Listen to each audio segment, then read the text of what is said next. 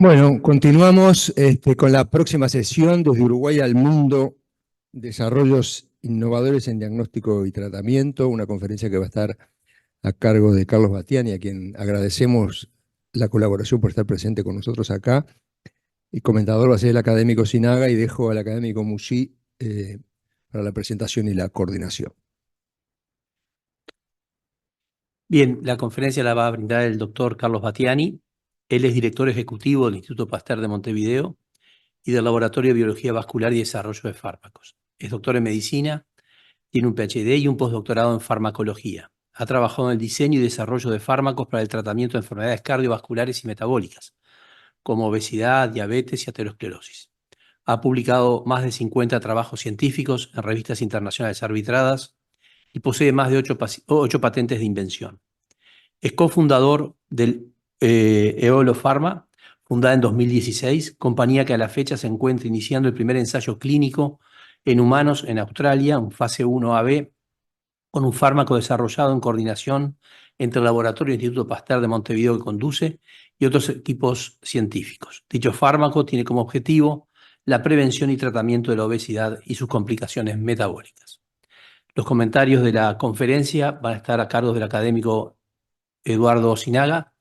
Él es investigador principal del Instituto Pasteur de Montevideo y responsable del Laboratorio de Glicobiología e Inmunología Tumoral. Es ex profesor titular del Departamento de Inmunobiología de Facultad de Medicina de la UDELAR y es miembro titular de la Academia Nacional de Medicina. Doctor Battiani.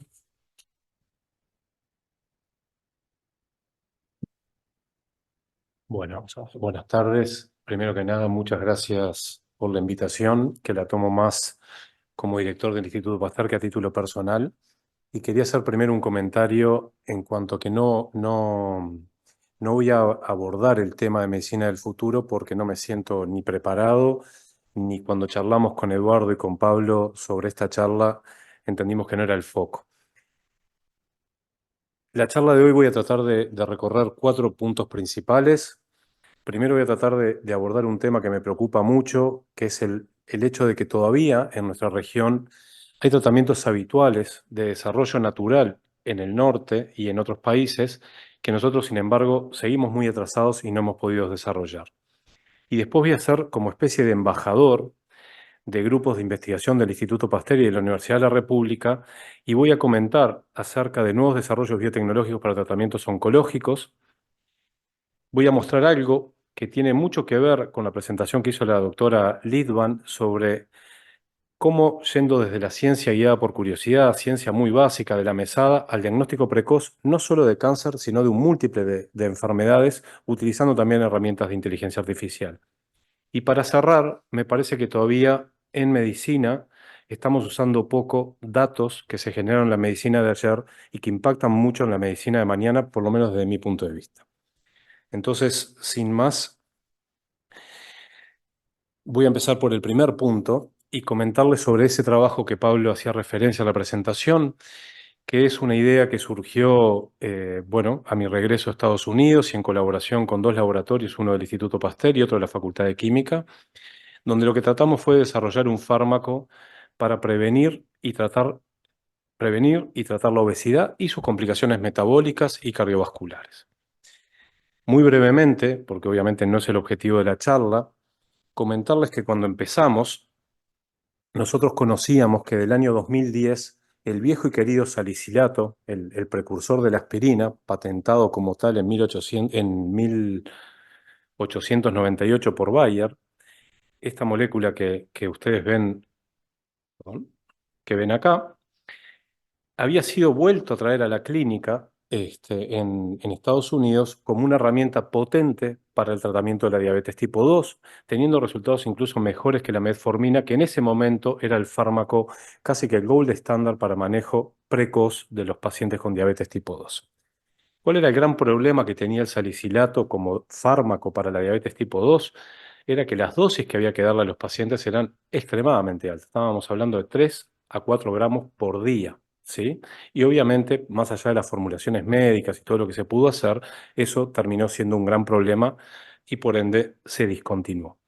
Sin embargo, nosotros hicimos una modificación pensando, porque toda la corriente de conocimiento en esa época hablaba de que tanto la obesidad como la diabetes tipo 2 y otras enfermedades cardiovasculares tenían en su base patogénica una enfermedad inflamatoria crónica de bajo ruido, que era la que generaba todo el problema. Entonces la idea, y sabiendo cómo actuaba el salicilato, era potenciar, aumentarle mucho las propiedades antiinflamatorias no convencionales al salicilato. Cuando digo no convencionales, es que no queremos inhibir a la ciclooxigenasa, sino todas las nuevas cascadas proinflamatorias que se describieron en los últimos 20 años, y no voy a entrar en detalles.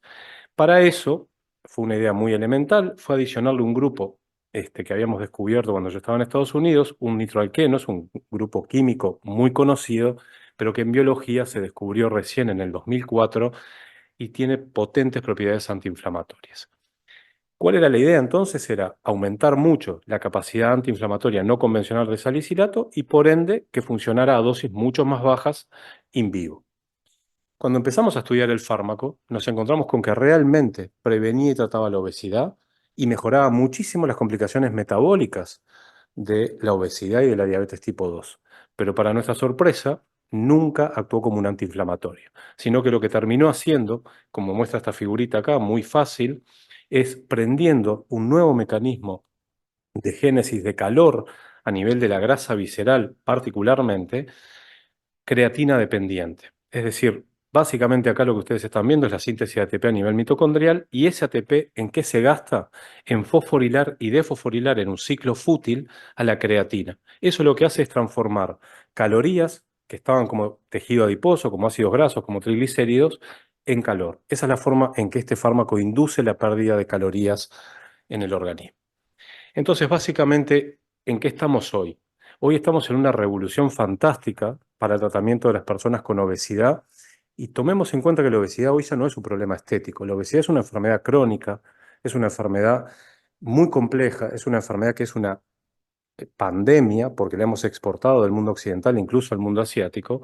Es una enfermedad que además progresa y con caídas y remisiones y que además afecta mucho la salud cardiovascular y de otros órganos y sistemas. Entonces es una enfermedad.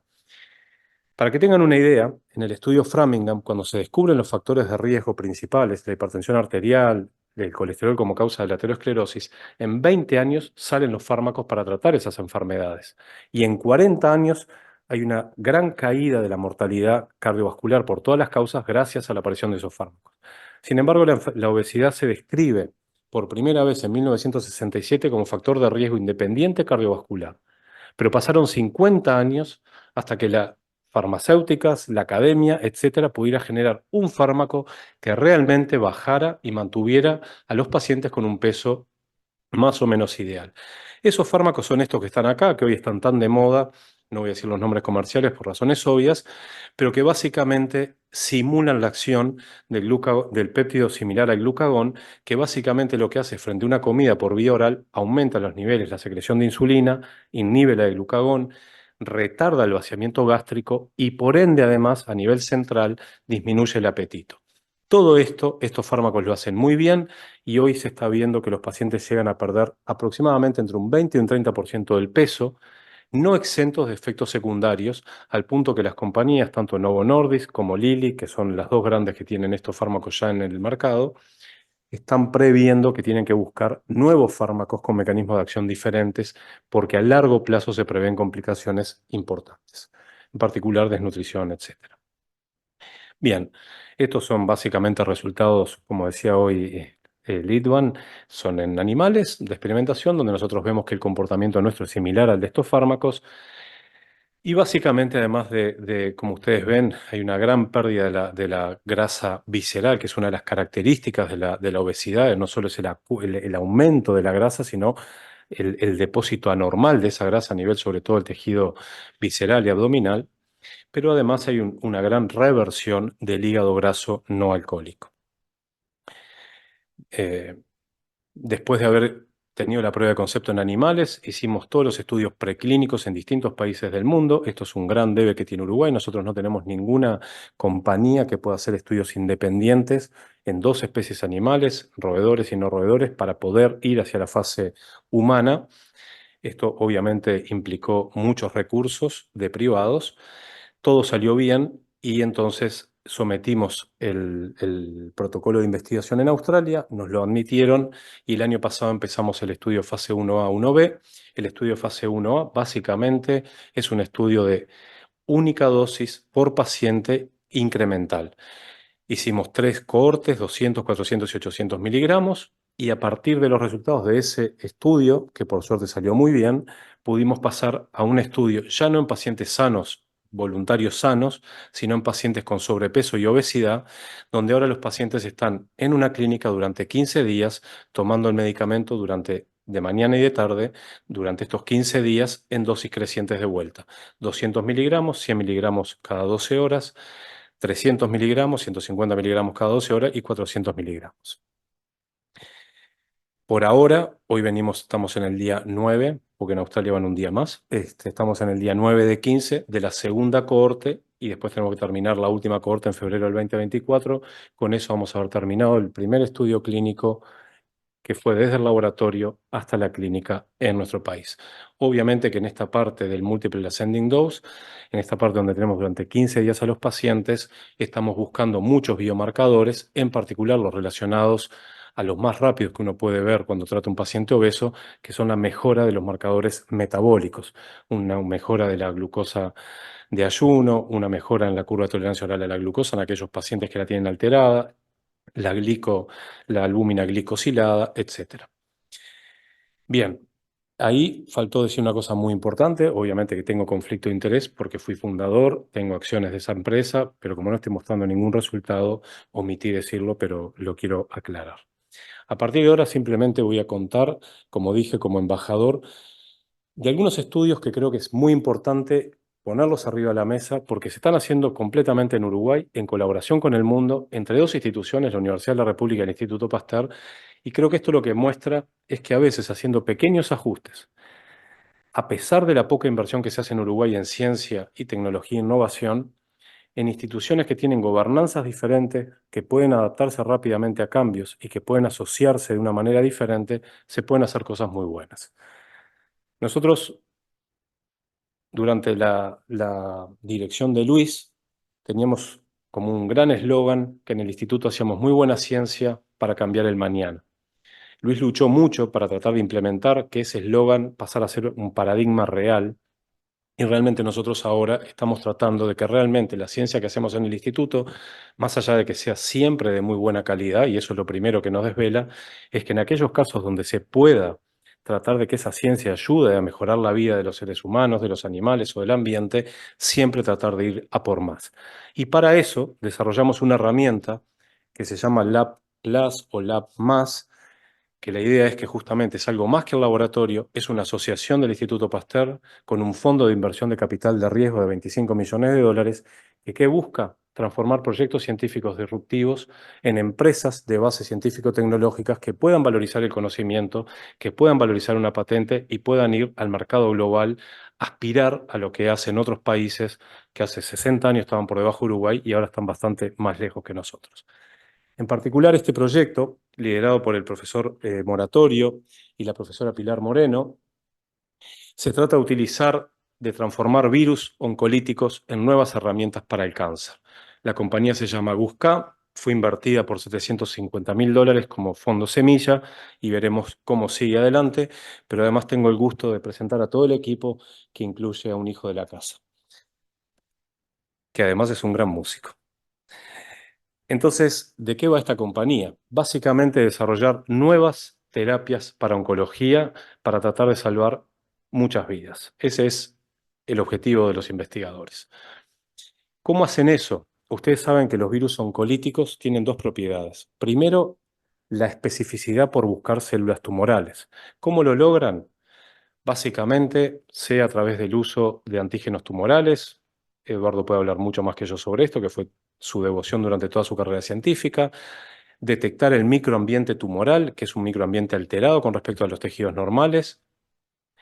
O detectando vías celulares alteradas, modificadas, que es el caso de esta empresa.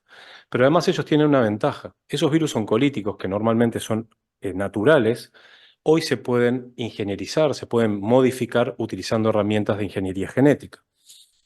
¿Para qué modificarlos? para tratar de aumentar la especificidad y disminuir los efectos secundarios, para aumentar además el poder de lisar, de matar a las células tumorales y sobre todo para que el virus tenga una gran capacidad de detectar en etapas muy precoces las células tumorales.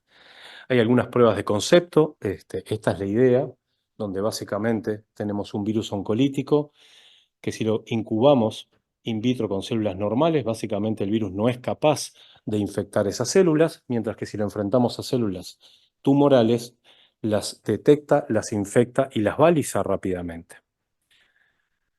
Acá estamos viendo un video donde las células están tenidas con una proteína fluorescente verde y en cambio el virus cuando logra reprogramar a la célula y expresar sus proteínas, empieza a expresar una proteína fluorescente roja. Fíjense qué pasa en las células normales, qué pasa en las células tumorales, donde claramente el virus hace su trabajo y va lisando lentamente las distintas células tumorales a las que se enfrenta. Otra prueba de concepto es tener placas de cultivo de células normales, utilizar una tinción con cristal violeta, después de que uno la fija, lava y fija con formaldehído.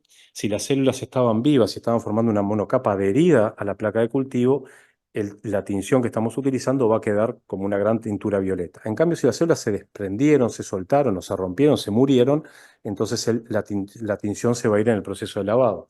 Como pueden ver, básicamente las células normales, hay un 100% de las células, no importa un 100%, pero hay muchas células vivas. En cambio, las células tumorales, el virus hizo su trabajo. Para mostrar la seguridad de este virus, que es un hecho fundamental para poder llegar a un estudio clínico, acá podemos ver qué pasa en animales donde se inyecta el virus modificado, que se llama GUSK, en honor a un paciente fallecido, y ustedes ven que los animalitos básicamente no se mueren después de la infección con el virus modificado genéticamente, mientras que si inyectan el virus normal, los animales rápidamente mueren de una infección viral.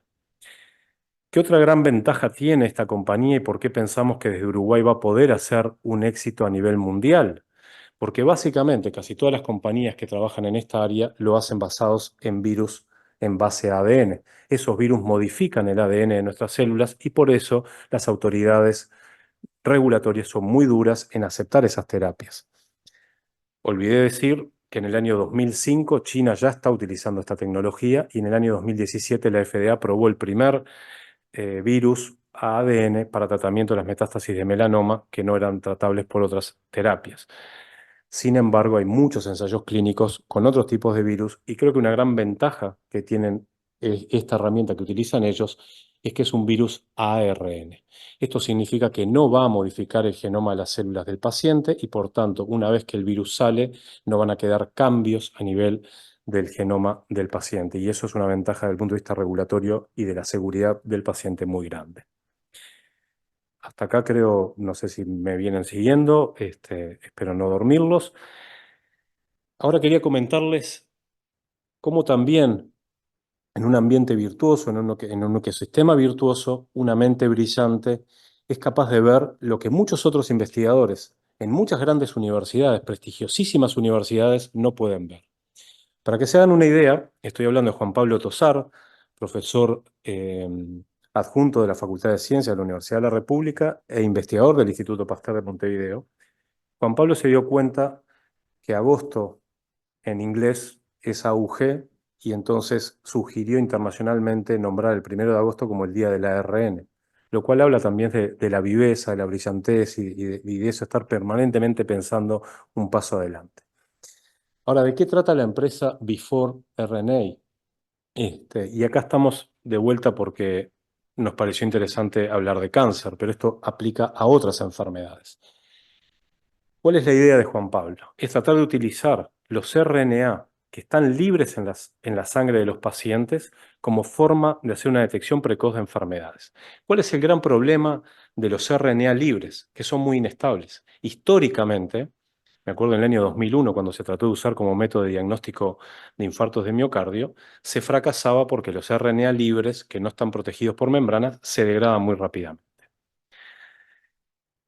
La idea de Juan Pablo es tener en un tubo de sangre del paciente, poder hacer un diagnóstico precoz de cáncer u otras enfermedades pero basado justamente en analizar moléculas altamente inestables. ¿Y cómo lo hace entonces? Para eso tuvo que desarrollar una tecnología muy importante y es primero darse cuenta que la mayor parte de los RNA extracelulares que circulan en la sangre no pueden ser secuenciados y se fracasaba y lo único que encontrábamos eran fragmentos de secuencias no interpretables. Esa fue la primera observación. Pero además la segunda observación era que la cantidad de ARN que había en la circulación de cualquiera de nosotros es muy alta. Así que van dos observaciones. Y descubrieron y lo publicaron que estos RNA que estaban dañados eran estables y lo llamó RNAs mellados, ¿sí? Del inglés, la traducción más literal. ¿Qué se dio cuenta después? Que si antes de tratar de leer ese mensaje que había en esa molécula dañada, él la reparaba en el laboratorio, entonces después sí podía leer el mensaje completo. Es como que básicamente alguien hubiera partido una hoja en dos pedazos y tratara de leer la primera parte y la última parte, pero si no las juntamos no podemos leer el mensaje entero. Veámoslo en un diagrama muy lindo que hizo Juan Pablo. Esto es básicamente un RNA extracelular libre, no rodeado, no protegido, que está en la sangre del paciente. Rápidamente aparecen RNAs, esas enzimas que tienen como misión destruir a estos RNA. ¿Y qué les van a hacer? Como el viejo Pac-Man, que creo que todos conocimos, algunos más jóvenes, otros después, pero lo conocimos todos, básicamente lesionan el ARN. ¿Y qué es lo que pasa? Que quedan estas dos estructuras que están unidas todavía covalentemente, pero que si uno las desnaturaliza y trata de secuenciarlas, se van a separar en dos moléculas, porque están acá justamente, tienen un corte. Juan Pablo, en toda esta lista de publicaciones que ustedes ven acá, muy largas, logró encontrar un método en el laboratorio de antes de abrir esa molécula de ARN y por tanto separarla en dos moléculas, tratar de corregir ese daño. La idea era tratar de corregir este daño. Entonces, básicamente, esto es bien a modo explicativo, justo está tapado prefiero que saquen mi cara y dejen la figura, es básicamente un camión que se cae en un puente porque el puente está discontinuo. Pero esto fue publicado recientemente, hace muy poquito, en Nature Protocols, o sea, una revista muy importante, donde él demuestra que estos RNAs tienen una estructura tridimensional que le permiten ser reparados en el laboratorio. Esto fue patentado en Estados Unidos, se puso una patente provisional, una patente definitiva, y básicamente, como ustedes ven, es métodos para reparar RNA dañados y utilizarlos para la detección posterior. Como ven acá en la figura, básicamente la idea es en el laboratorio, la figura es en el laboratorio con herramientas bioquímicas reparar este puente que se había roto y de alguna manera después sí desnaturalizar la molécula entera y leer el mensaje completo. ¿Qué ventaja tiene esto con respecto a las técnicas que hacen biopsia líquidas basada en ADN? Si uno trata de encontrar en el ADN de un paciente una mutación que sea oncológicamente relevante, tiene que secuenciar millones de pares de bases para encontrar una mutación. Eso es altamente ineficaz y altamente difícil. En cambio, los RNAs tienen un perfil celular y un perfil metabólico muy particular de cada célula. Los RNA que secreta a la sangre una célula tumoral tienen un patrón completamente diferente al de una célula normal. Las células del tejido adiposo de un paciente obeso que liberan RNA a la sangre tienen un patrón, esos RNA, completamente diferentes al de un paciente flaco. Por tanto, lo que estamos teniendo ahora son nuevos mensajeros celulares que nos permitirían empezar a interpretar o a diagnosticar de manera más barata, más exacta y más precoz.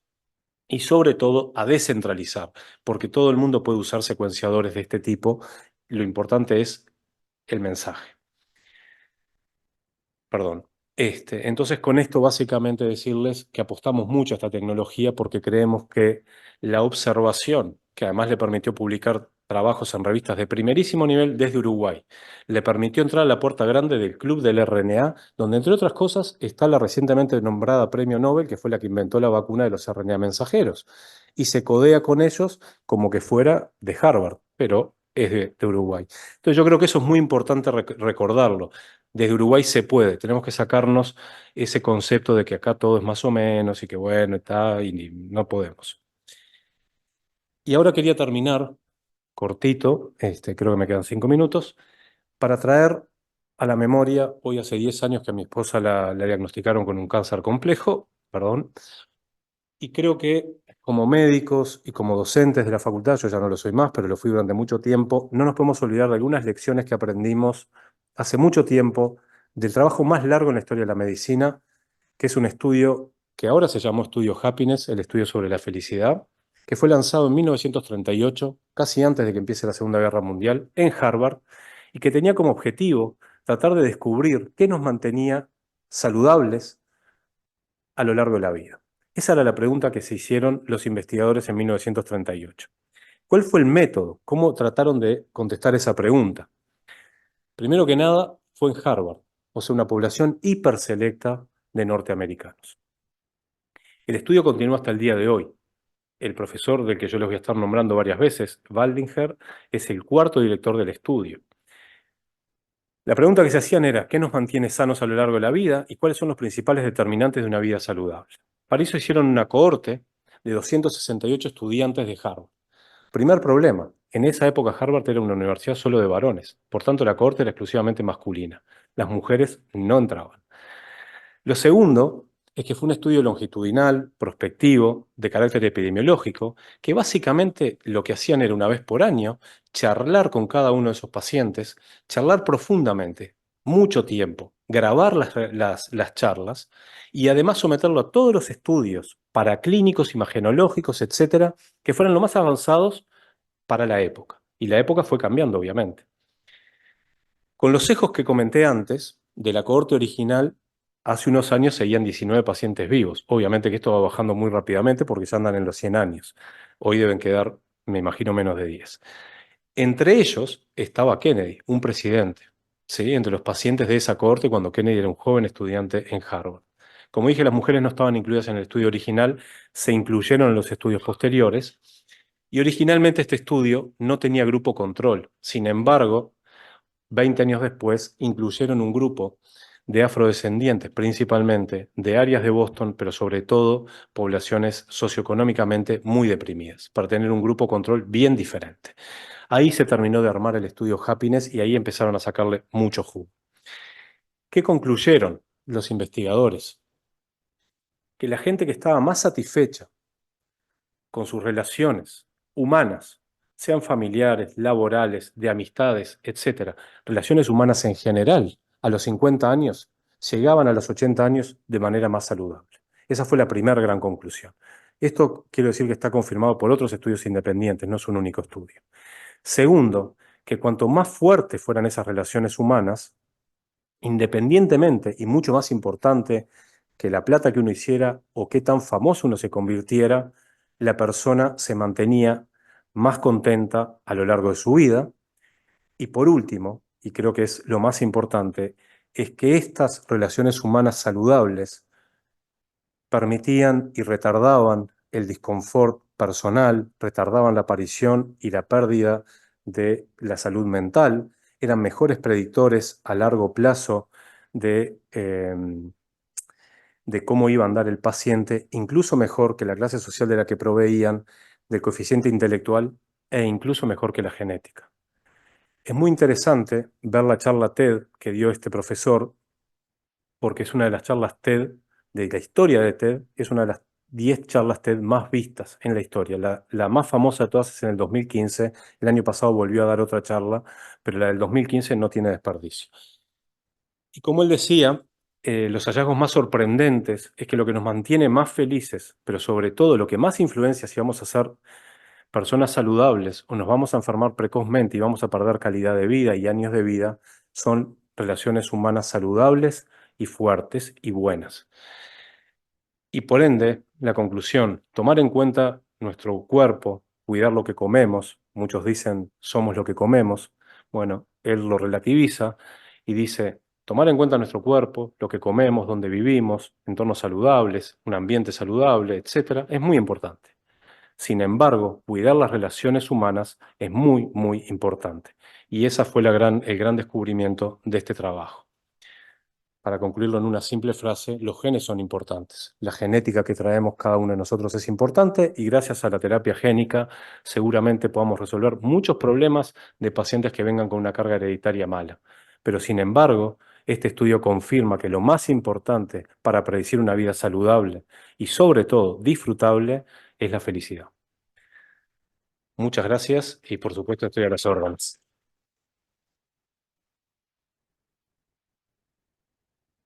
Eduardo. Bueno, buenas tardes.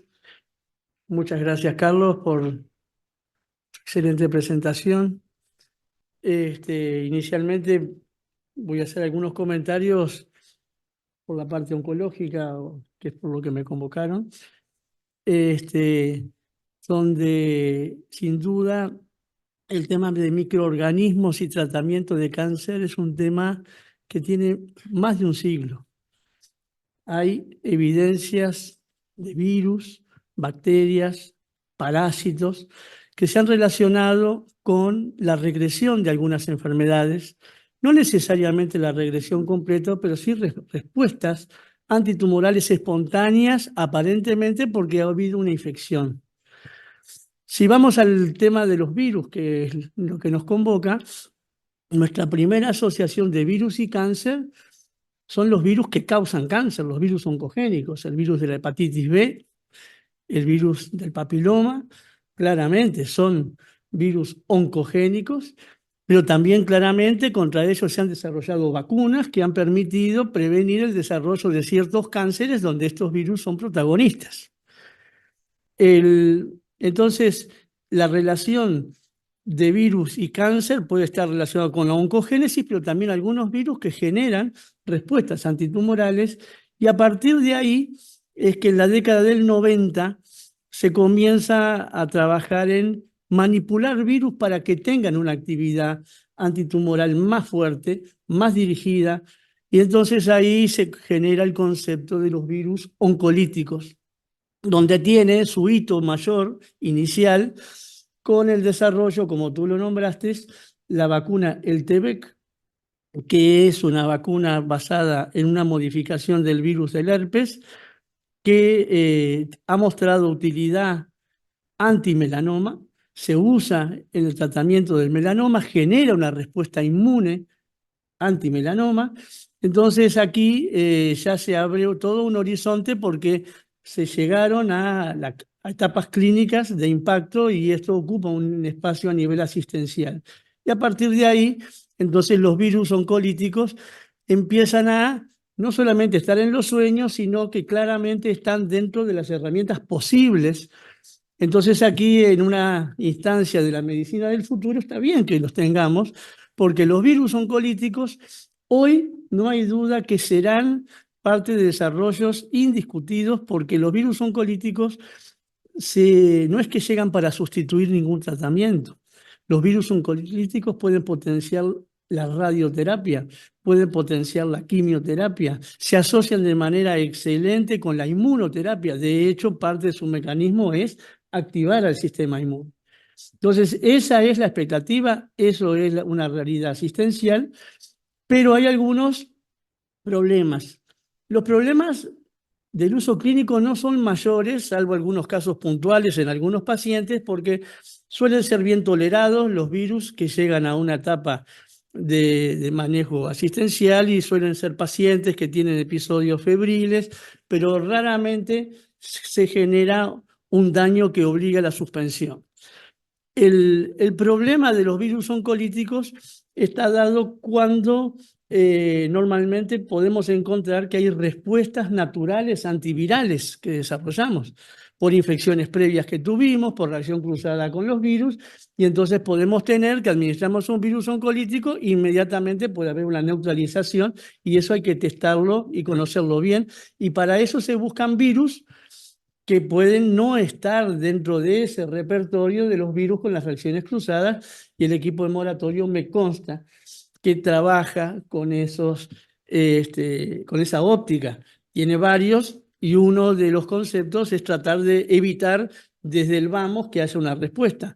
Por supuesto que luego que se comienza a administrar un virus oncolítico, hay una respuesta contra el propio virus oncolítico y luego puede ser neutralizado, pero puede no ser un tema de gran relevancia porque hay muchas veces virus oncolíticos que tienen su mecanismo de acción en activar en su aplicación intratumoral, inflama al tumor y mejora la respuesta inmunitaria local por esa actividad de infectar y de activar al sistema inmune localmente. Entonces ahí el problema no sería mayor a ese nivel. Es distinto que cuando queremos administrar un virus oncolítico por vía sistémica y nos podemos encontrar con que sea neutralizado y entonces tenemos que tener mecanismos de administrarlo, direccionarlo para que esto no ocurra. Es un tema en sí mismo, no es el ambiente para discutir eso, pero esa es un poco la focalización de las investigaciones hoy en virus oncolíticos para que puedan progresar hacia la clínica, que maten, que dirijan inclusive moléculas con actividad antitumoral, llegan al tumor y además de matar o de inducir respuestas inmunes, se pueden incorporar a la célula tumoral moléculas que tengan en sí mismo la capacidad de dañar al tumor. Y por esa vía hay un horizonte que la manipulación genética no tiene límites. Los horizontes que hay acá son muy grandes y tenemos que estar preparados para seguir incorporando a nivel médico virus contra el cáncer como fármacos. La otra parte, la biopsia líquida. La biopsia líquida en medicina no es un concepto nuevo. Es un sueño con pocos resultados hace más de 30 años. Se pensaba que con una muestra de sangre, sobre todo inicialmente el blanco eran aislar células tumorales circulantes y con eso íbamos a tener un marcador de relevancia para tomar decisiones clínicas. Eso no tuvo grandes progresos, si bien hay algún método que fue aprobado por la FDA para uso médico, los médicos realmente no incorporaron la biopsia líquida. ¿Hasta cuándo? Hasta que se logró tener la tecnología con la sensibilidad suficiente para tomar una muestra de plasma y en el plasma poder evaluar mutaciones en el ADN circulante. Ahí cambió completamente la historia de la biopsia líquida. Entonces, a partir de ahí, se empezó a tener la posibilidad de personalizar en un paciente un diagnóstico en etapas donde no se puede acceder a un tumor o donde no es importante, porque si una muestra tumoral se obtuvo, supongamos, en el año 2020, el paciente evolucionó bien, hoy en el 2023 no me interesa tanto la muestra del tumor hace 3 años, porque el tumor muta, cambia, varía, se generan nuevas especies. El enemigo es el tumor hoy, no lo que era molecularmente hace 3 años.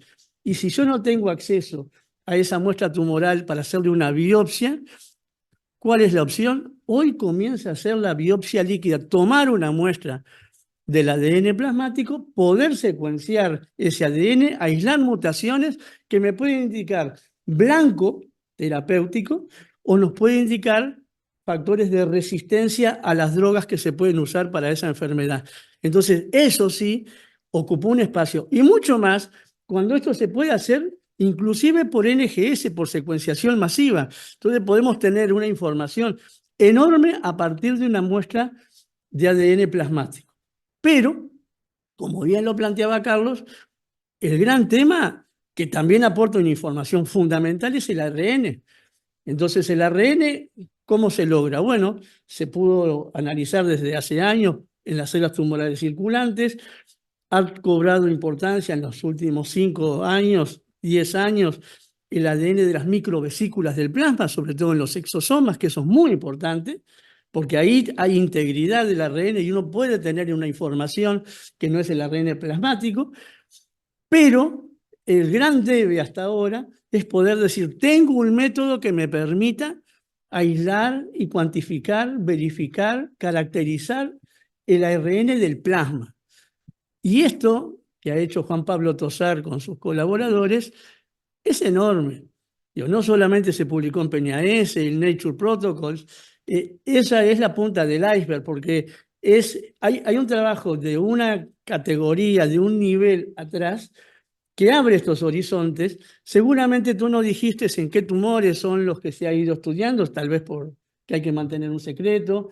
Me imagino que eso es básico porque estamos en un auditorio y no así nomás uno va a regalar esta información, por eso no te lo voy a preguntar si quieres decirlo, pero no me parece que sea pertinente en este lugar entrar a ver si esto sirve más para cáncer de colon, para pulmón, si es para diagnóstico precoz, que es una meta, o es para el seguimiento de pacientes, etcétera, etcétera.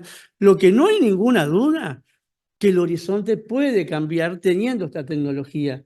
Esto entra también en el concepto de la medicina del futuro. Sin duda, tal vez un día nos acordemos de esta presentación de Carlos, de que nos enteramos en colectivos de algo que es un nicho del Pasteur que no surgió de casualidad, porque esto es una historia que Juan Pablo está desarrollando hace muchísimos años.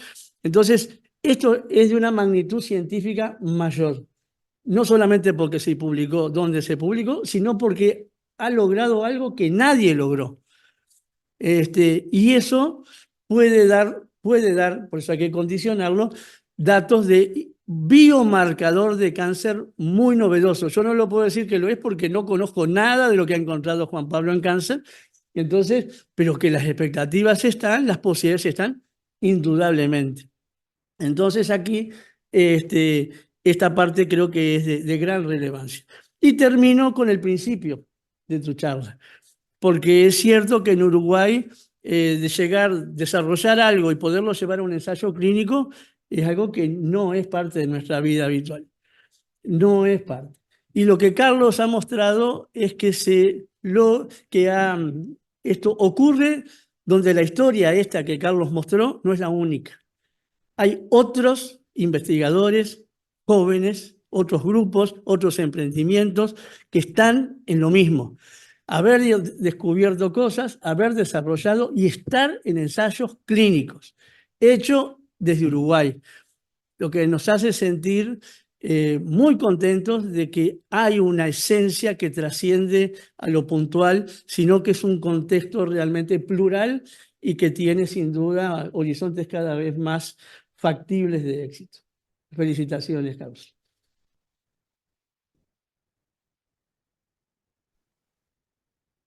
No sé si hay preguntas para Carlos o para Eduardo. No tenemos preguntas tampoco en el chat. Yo te voy a hacer una pregunta desde un médico que no es científico, que es asistencialista, que forma parte de nuestra carrera.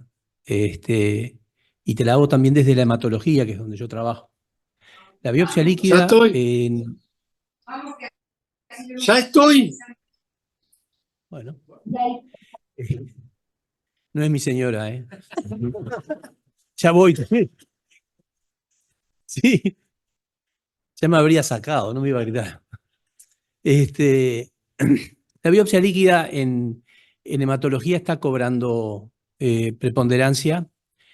Al diagnóstico tiene un nicho que se está manejando, que es en los linfomas del sistema nervioso central de difícil acceso a la biopsia. El único de los tumores del sistema nervioso central que produce mutaciones del gen MYD88 son los linfomas primarios del sistema nervioso central. Ese es un nicho para el diagnóstico. Y se está manejando en el linfoma difuso de grandes células B en lo que se llama, después de 3 series de quimioterapia, para eventualmente decalar la quimioterapia en base al resultado de la biopsia líquida. Son ensayos clínicos todavía. Y se está usando también a fin de tratamiento y se está comparando con la predicción de sobrevida que da el PET-CT. Esto a través del DNA y a través de mutaciones conocidas de estos linfomas. Esta charla tuya sobre el RNA parece que sería más barato y más fácil por la cantidad de RNA que hay. Y bueno, quería manifestarte eso desde un clínico que no hace ciencia. No, yo creo que hace ciencia, pero a veces no sabemos armar los equipos multidisciplinarios para que se luzca ese trabajo.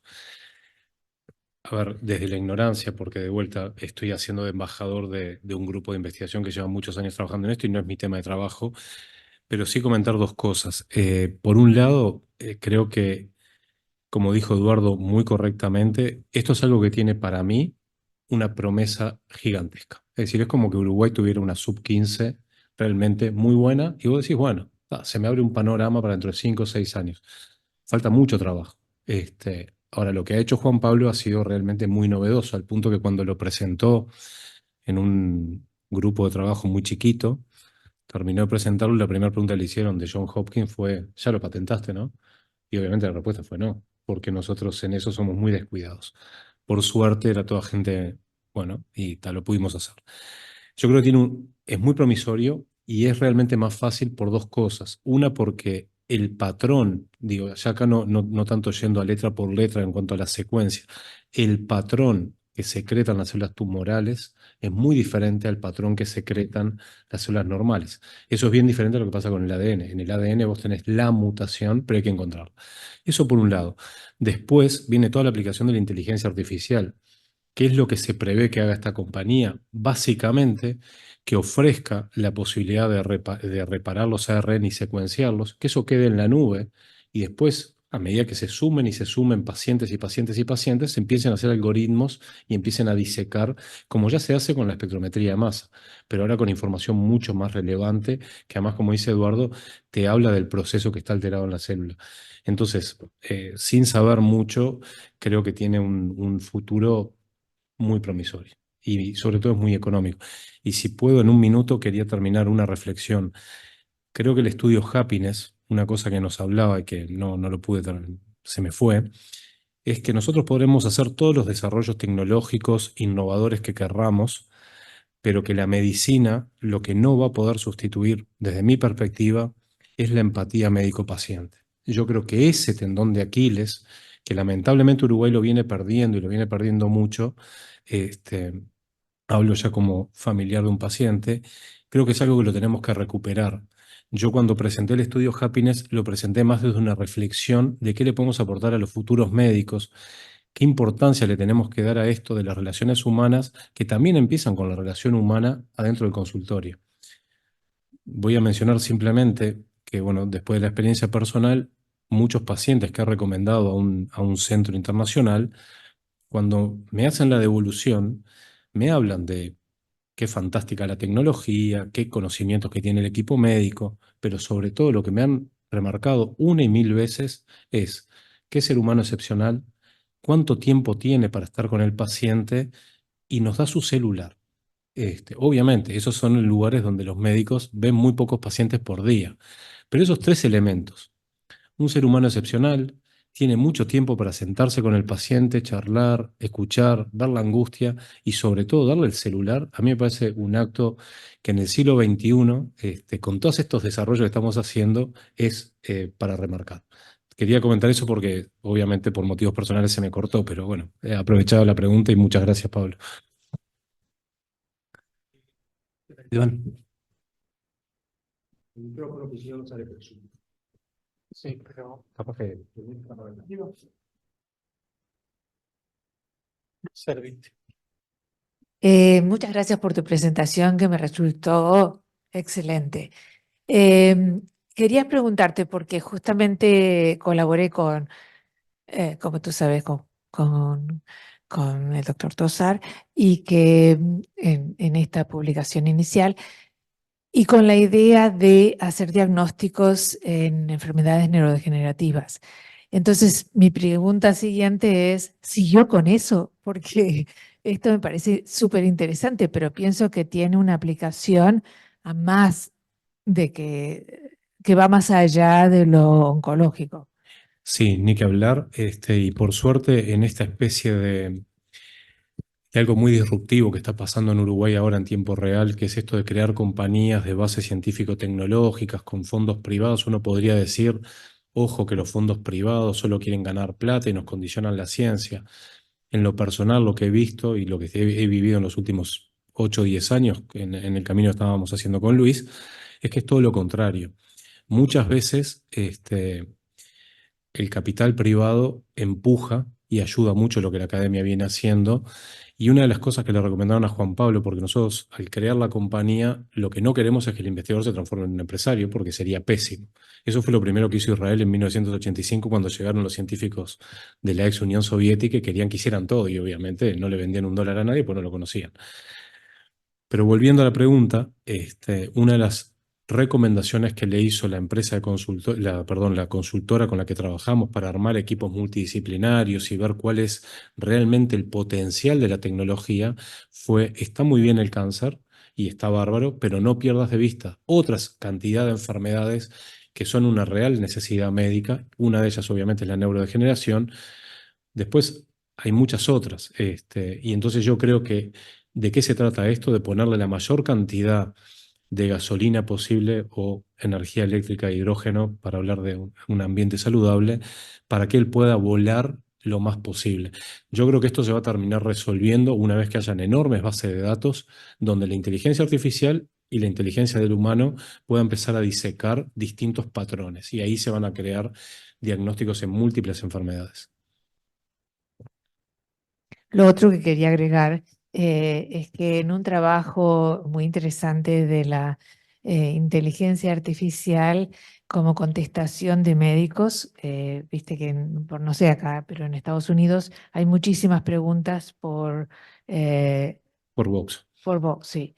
Entonces, uno los contesta, pero hicieron una comparación entre la contestación de los médicos y la contestación de la inteligencia artificial.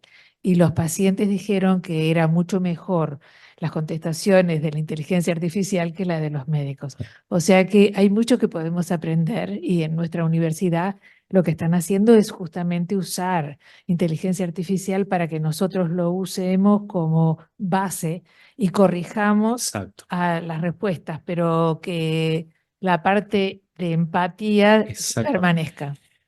Creo que es el mismo artículo al que yo se me vino a la cabeza, pero gran parte de eso era por los encabezados, por cómo estaba encabezada la respuesta y con la amabilidad que estaba encabezada la respuesta, que muchas veces, hoy por ejemplo un paciente me contaba, en un momento le dije al médico, yo no estoy obligado a venir con usted, mi sistema de salud me hizo venir con usted, pero si me sigue hablando así, primero me voy a ir y además usted va a tener un problema. Paciente que es gigante, ¿no? Pesa 200 kilos, con lo cual si se iban a las manos el médico no iba a salir bien. Entonces yo creo que un poco se trata de eso, de volver a respetar, saber que lo que tenemos adelante es un ser humano. Voy a decir una cosa, cuando pasó el evento de mi esposa, en el lugar que fue humanamente mejor tratado fue en un lugar público. Nosotros tenemos un seguro de salud privado y sin embargo en el lugar donde con más paciencia la trataron y con más calidez la trataron fue en un lugar público. Entonces yo creo que lo que no es sustituible es la figura del ser humano que tiene empatía por el otro. Después, obviamente, hay herramientas que nos ayudan, nos mejoran, nos educan, etc. Pero tenemos que estar muy claros, porque yo recuerdo cuando era estudiante de medicina que a las 8 de la mañana, cuando empezábamos la visita en el hospital, claro, había que lidiar con todos los acompañantes de esas salas de 30 pacientes. Y se empezaba la visita médica gritándole a los acompañantes para afuera. De alguna manera eso es un mensaje para los estudiantes. Y yo creo que hay que empezar desde la propia facultad, en cuarto, cuando empiezan la clínica, a trabajar esos aspectos de empatía, de acordarse que el paciente que está internado está sufriendo mucho.